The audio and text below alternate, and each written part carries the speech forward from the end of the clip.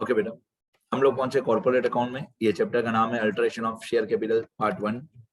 ये सब्जेक्ट, ये चैप्टर, ठीक है। अब इस चैप्टर के अंदर ये सारे टॉपिक्स कवर होते हैं, consolidation and sub division of shares या कन्वर्जन ऑफ शेयर्स, वो सब मैं थियरी में बता चुका हूँ। अभी आज हम लोग इसका एक्सरसाइज का क्वेश्चन नंबर 1 करने वाले हैं, ठीक है। ये क्वेश्चन है, मैं थोड़े बहुत रूल्स बता दूं पहले, क्वेश्चन शुरू करने से पहले मैं थोड़े रूल्स समझा देता हूँ। ये रूल्स आप लोग बाद में लिखना, थियरी वाले पेजेस में लिखना, पहले समझ लो सब लोग। रूल ये है कि इस चैप्टर में बहुत बार हम इक्विटी शेयर्स के एक्सचेंज में इक्विटी स्टॉक देंगे, या बहुत बार इक्विटी स्टॉक के एक्सचेंज में इक्विटी शेयर्स देंगे। तो होगा ये कन्वर्जन कि एक चीज के बदले में हमने अपने इक्विटी शेयर होल्डर्स को कोई दूसरी चीज दे दी। तो जर्नल एंट्री करते टाइम कुछ सिंपल बेसिक रूल्स हैं, सुनना ध्यान से। जो भी ओल्ड था, पुराना था, ओल्ड को हेल्ड भी बोलते हैं, ओल्ड था, पुराना था, हेल्ड था, उसको इन ल्यू ऑफ भी बोलते हैं। Old, held, in lieu of, in exchange of, cancelled. जो भी पुराना था, ओल्ड था, उसको हम कैंसिल करेंगे। इसको ओल्ड भी बोलते हैं, हेल्ड भी बोलते हैं, इन ल्यू ऑफ भी बोलते हैं, इन एक्सचेंज ऑफ भी बोलते हैं, कैंसिल भी बोलते हैं। इसको हम लोग इस चैप्टर में डेबिट करेंगे। जो भी पुराना है, कभी पुराना इक्विटी शेयर होगा, कभी पुराना इक्विटी स्टॉक होगा, कभी पुराना प्रेफरेंस शेयर होगा। जिस भी पुराने लायबिलिटी को आप कैंसिल कर रहे हो, उसको आप डेबिट कर दोगे। तो old, held, in lieu of, in exchange of, cancelled, ये सब डेबिट होगा। इन सब चीजों को डेबिट करना है, ठीक है। कभी भी आपको भी मालूम है कि कोई भी लायबिलिटी जब कैंसिल होती है तो वो डेबिट होती है। और जो भी न्यू हमने अभी इश्यू किया, जो भी न्यू है, इश्यूड है, जो अभी हमने इश्यू किया, उसको हम लोग इस चैप्टर में क्रेडिट करेंगे। और ये भी आपको मालूम है, कोई भी लायबिलिटी जब बढ़ती है, जब हम कोई इक्विटी शेयर्स इश्यू करते हैं तो वो क्रेडिट होता है। तो नया वाला इश्यू करेंगे वो क्रेडिट होगा, पुराना वाला कैंसिल करेंगे वो डेबिट होगा। ये रूल्स आपको पूरे चैप्टर में हर जर्नल एंट्री में काम आएंगे। ये रूल्स अच्छे से थियरी में लिखना। अब हमारे अपने क्वेश्चन पे, right journal entries for the following transactions in the books of the company. तो मैंने एक फॉर्मेट बनाया हुआ है, यहाँ पे मैंने लिखा हुआ है journal entries in the books of dash dash company में लिख देता हूँ, कंपनी का नाम नहीं दिया हुआ, ठीक है। आगे, first, a company converted it's 10 equity share of 10 each. अब ये कन्वर्ट हो गए, मतलब ये ओल्ड है, तो 10 इक्विटी शेयर ऑफ 10 ईच, ये ओल्ड है, तो ये हो जाएंगे debit. Into, converted into equity stock of ₹105। तो इक्विटी स्टॉक न्यू है, converted into equity stock of ₹105, तो इक्विटी स्टॉक न्यू है, ये इश्यू होगा, ये क्रेडिट होगा, ठीक है। पहले एंट्री लिखता हूं, फिर और थियरी समझाता हूं। ये हमारी एंट्री नंबर 1। पुराना इक्विटी शेयर था, तो इक्विटी शेयर का जो अकाउंट होता है उसको हम लोग बोलते हैं इक्विटी शेयर कैपिटल अकाउंट। ये पुराना था, ओल्ड था, ये डेबिट हो जाएगा। इसमें 10 रुपए के, इसमें 10 रुपीज के 10 शेयर्स थे, 10 रुपीज मल्टीप्लाई बाय 10 शेयर्स, तो ये हो जाएगा डेबिट। ये पुराना था, कैंसिल हो गया, ये डेबिट हो जाएगा। 10 रुपए के 10 शेयर्स मतलब 100 रुपए। तो 100 रुपए का इक्विटी शेयर कैपिटल जो पुराना था, ओल्ड था, वो डेबिट हो जाएगा। इसके सामने हमने इक्विटी स्टॉक दिया 105 रुपए का, 105 रुपए का हमने इक्विटी स्टॉक दिया, तो इक्विटी स्टॉक अकाउंट हो जाएगा क्रेडिट। मैंने पहले भी रूल्स में समझाया है, मैं फिर से भी समझाऊंगा कि इक्विटी शेयर कैपिटल या इक्विटी स्टॉक में क्या फर्क है। मैं इस लेक्चर में भी समझाऊंगा, सुनते रहना। पुराना इक्विटी शेयर कैपिटल था, 10 रुपए के 10 शेयर्स, तो इक्विटी शेयर कैपिटल हो जाएगा डेबिट, क्योंकि ओल्ड था।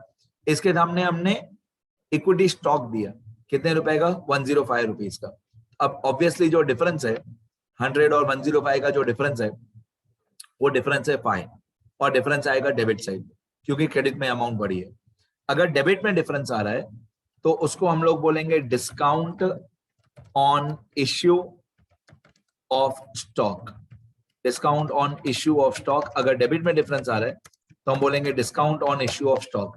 और अगर क्रेडिट में डिफरेंस आ रहा है, अगर यहाँ पे क्रेडिट साइड पे डिफरेंस आ रहा हो, तो हम उसको बोलेंगे to premium on issue of stock, ठीक है। अब ये सारी चीजें मैं फिर से रूल्स में लिख के देता हूं, क्योंकि एग्जाम में हो सकता है अमाउंट्स अलग आए, रूल हमेशा सेम रहेगा। सुनते जाओ। रूल्स। अब मैंने आपको डिफरेंस बिटवीन समझाया भी है, एक बार फिर से बता देता हूँ। Difference between equity shares and equity stock. Difference between equity shares and equity stock. पहली पॉइंट, ए पॉइंट, यहाँ पे ऊपर लिख देते हैं हम लोग इक्विटी शेयर्स का एक कॉलम और एक कॉलम इक्विटी स्टॉक का, दो कॉलम हम लोग बना देते हैं, एक इक्विटी शेयर्स का, एक इक्विटी स्टॉक का। ये पहली point A. Equity shares are not divisible, मतलब इक्विटी शेयर्स के आप पार्ट्स नहीं कर सकते हो। अगर एक शेयर होल्डर है, अगर एक शेयर होल्डर है जिसके पास एक इक्विटी शेयर है, तो वो उस एक इक्विटी शेयर के दो टुकड़े नहीं कर सकता है, दो पार्ट्स नहीं कर सकता है। लेकिन इक्विटी स्टॉक जो होता है, equity stock is separable, divisible. Equity stock के आप पार्ट्स कर सकते हो। अगर एक हमारा कोई स्टेक होल्डर है, हमारा कोई इन्वेस्टर है जिसके बाद इक्विटी स्टॉक है 10 रुपए का, तो उस 10 रुपए के इक्विटी स्टॉक के, हमारा जो स्टॉक होल्डर होगा वो 10 रुपए के स्टॉक के पार्ट्स कर सकता है, डिवाइड कर सकता है, उसके हिस्से कर सकता है। तो equity stock is divisible, equity stock is divisible. Equity shares की क्वांटिटी होती है, नंबर ऑफ शेयर्स होते हैं। There is a quantity, there is always a quantity of equity shares। equity shares की हमेशा एक quantity होती है और equity stock की कोई quantity नहीं होती है, only value होती है। there is no quantity of equity stock,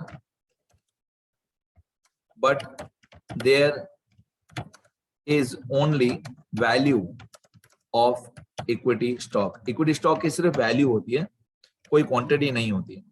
ये दो पॉइंट्स हो गए।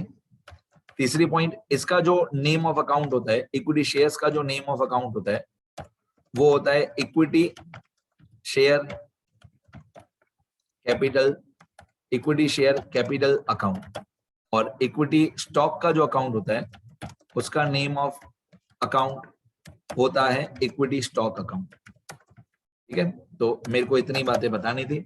इक्विटी शेयर्स के हम पार्ट्स नहीं कर सकते, कोई भी शेयर होल्डर पार्ट्स नहीं कर सकता है, कोई भी स्टॉक होल्डर पार्ट्स कर सकता है स्टॉक के। इक्विटी शेयर की क्वांटिटी होती है, इक्विटी स्टॉक की क्वांटिटी नहीं होती है, सिर्फ वैल्यू होती है।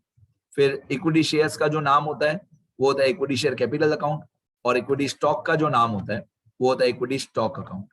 ठीक है,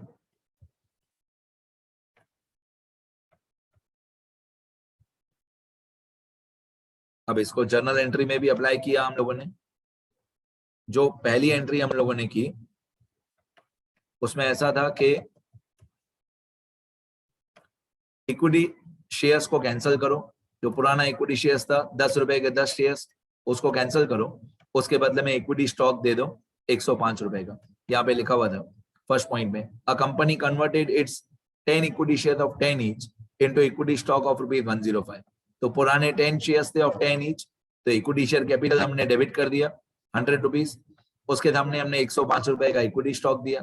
तो ₹5 अगर डेबिट में डिफरेंस है तो डिस्काउंट, और अगर क्रेडिट में डिफरेंस है तो premium.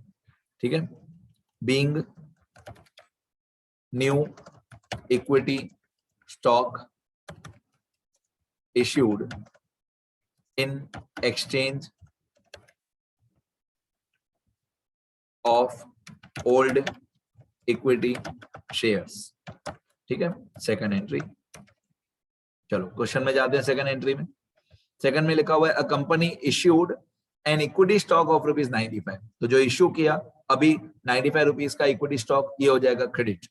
For every 10 equity share of 10 each fully paid. For every 10 equity share of 10 each, मतलब पुराना इक्विटी शेयर कैपिटल था ₹100 का, उसके बदले में अभी इक्विटी स्टॉक इश्यू किया ₹95 का। तो पुराना ₹100 का इक्विटी शेयर कैपिटल था, उसके हमने इक्विटी स्टॉक इश्यू किया ₹95 का। अब ₹5 डिफरेंस आएगा क्रेडिट साइड पे, तो इसको बोलेंगे premium on issue of stock. ठीक है, पुराना इक्विटी शेयर कैपिटल था 10 इक्विटी शेयर ऑफ 10 ईच, ये हो जाएगा डेबिट। इसके सामने हमने इक्विटी स्टॉक इश्यू किया ₹95 का, तो ये हो जाएगा क्रेडिट।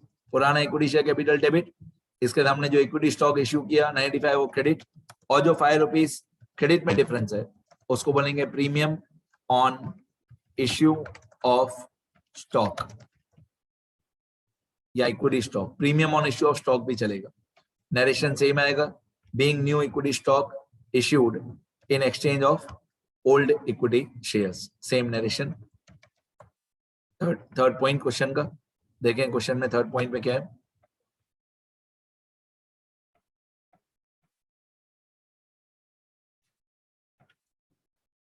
थर्ड पॉइंट क्वेश्चन का, क्वेश्चन में थर्ड पॉइंट में लिखा हुआ है, ये थोड़ा लेंदी है, इसका वर्किंग नोट भी बनाना पड़ेगा।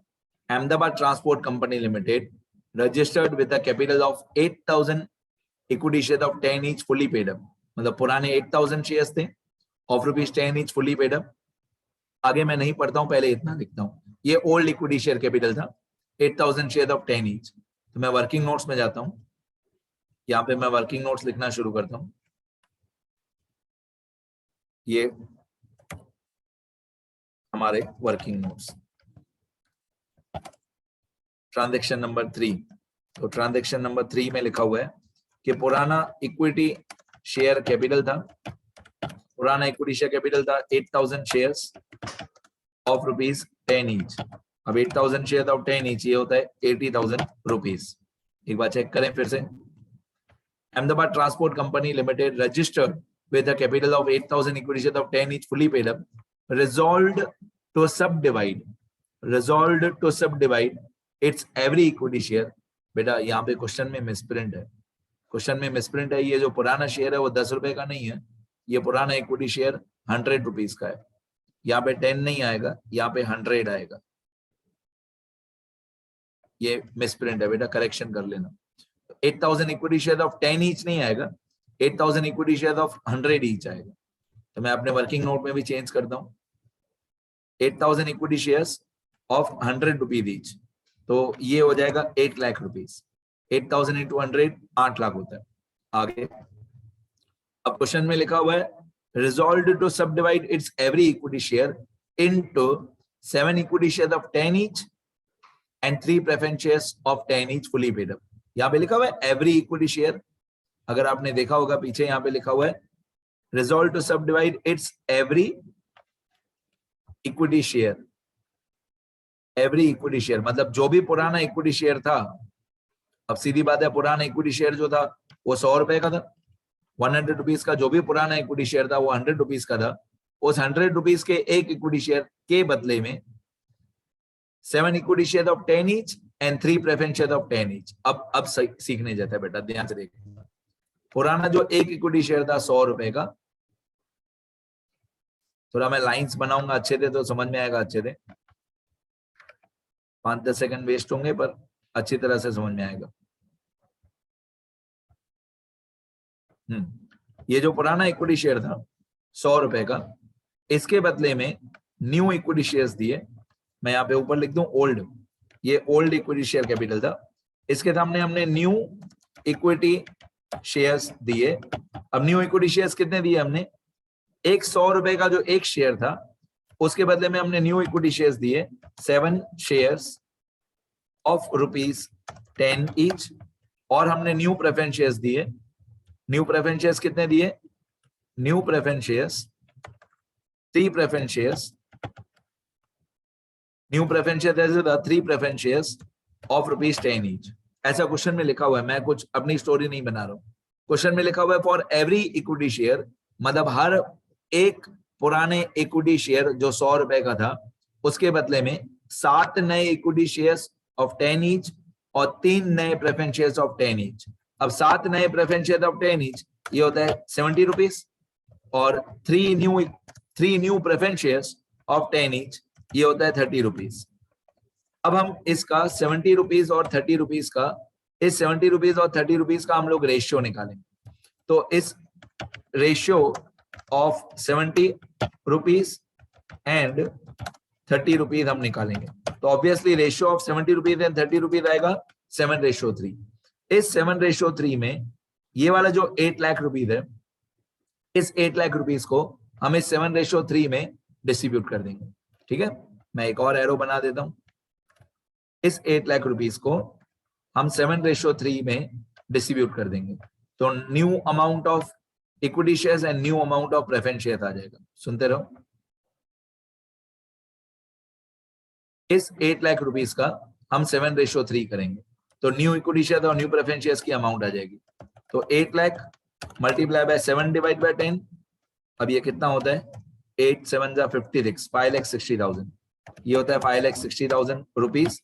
इतने रुपीस का नया इक्विटी शेयर होगा, और 8 lakh rupees multiply by 3/10, 8 lakh rupees multiply by 3/10, तो ये होता है 8 3 जा 24, 2,40,000 रुपीस, 2,40,000 रुपीस। मतलब जो पुराना 8 लाख रुपए का इक्विटी शेयर कैपिटल था, जो पुराना 8 लाख रुपए का इक्विटी शेयर कैपिटल था, उसके बदले में नया इक्विटी शेयर कैपिटल 5,60,000 रुपीस का और नया प्रेफरेंस शेयर कैपिटल 2,40,000 रुपीस का। अब जो भी पुराना 8 लाख रुपीस का इक्विटी शेयर कैपिटल था, ओल्ड था, वो हो जाएगा डेबिट, ऑब्वियसली मैंने रूल्स भी बताए, और जो नया इक्विटी शेयर कैपिटल हमने इश्यू किया वो हो जाएगा क्रेडिट, और जो नया प्रेफरेंस शेयर कैपिटल इश्यू किया वो भी हो जाएगा क्रेडिट।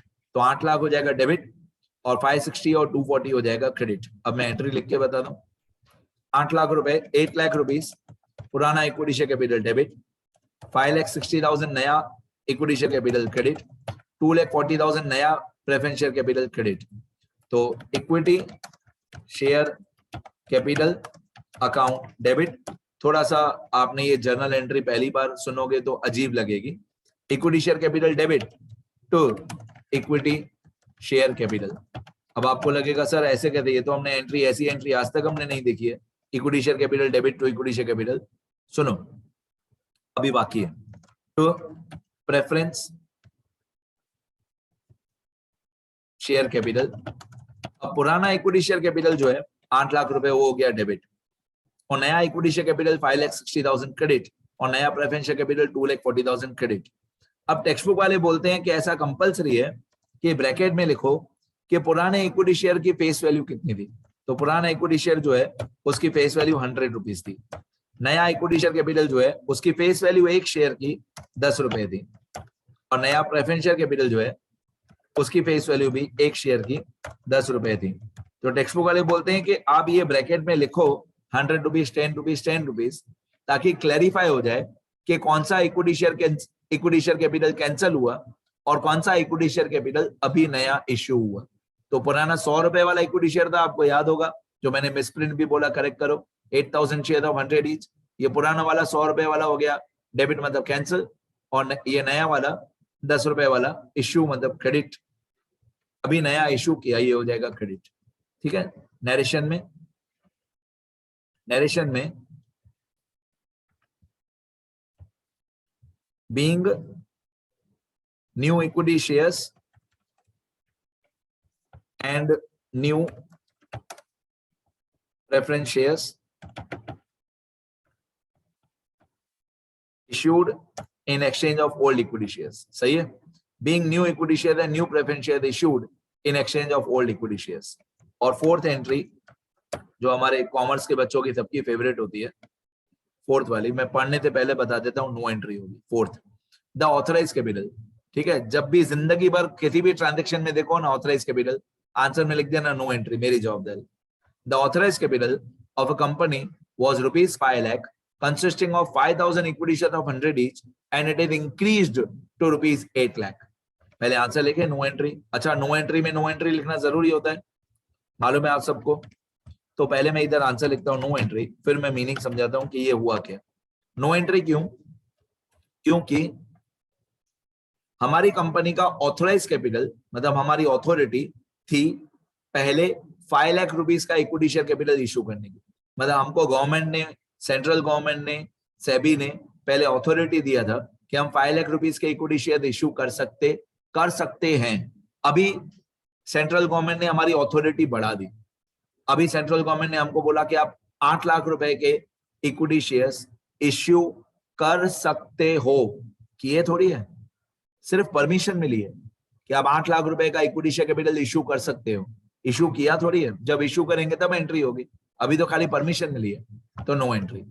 इसके बाद मैं ग्रैंड टोटल करूंगा और सजावटें करूंगा, बस मेन जो समझाने का था वो हो गया। मैं यहाँ पे लिखूंगा ग्रैंड टोटल और जितनी भी एंट्री है उनका टोटल मैं सम का फॉर्मूला लगा दूंगा इक्वल टू सम। अब ये डेबिट वाली अमाउंट्स का टोटल 800205, ये क्रेडिट का टोटल 800205, दैट्स इट, खत्म, सब कुछ हो गया। ठीक है, तो अच्छे से लिखो, इतना अच्छे बच्चे बनो, लिखना जरूरी है। ये मेरा नाम और नंबर है, कुछ भी सीखना हो तो। ये क्वेश्चन है,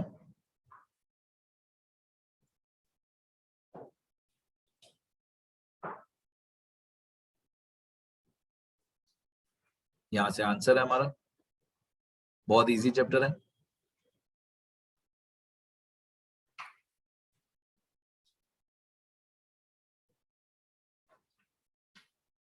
ये वर्किंग नोट्स में लिखना आंसर के पीछे।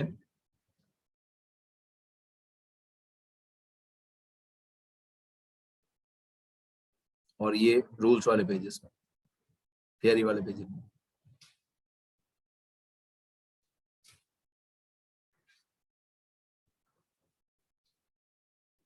ठीक है बेटा, इतना लिखो सब लोग, लिखना जरूरी है, लिखना प्लीज।